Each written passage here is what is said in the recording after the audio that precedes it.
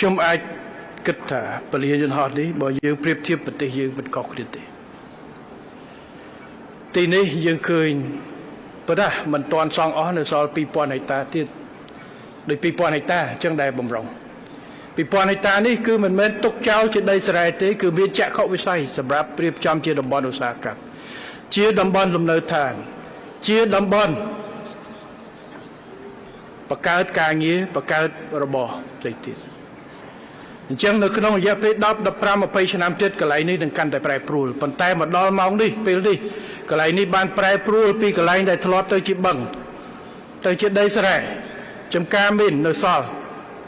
កាកសំណល់ពីសង្គ្រាមជាតិផ្ទុះមិនទាន់ផ្ទុះคล้ายទៅជាពលានយន្តហោះដ៏ស្កឹមស្កៃមួយដែលប្រជាជនទូទាំងប្រទេសអបអរសាទរនេះគឺជាការវិវត្តមួយដែលយើងត្រូវមានមោទនភាពបាទ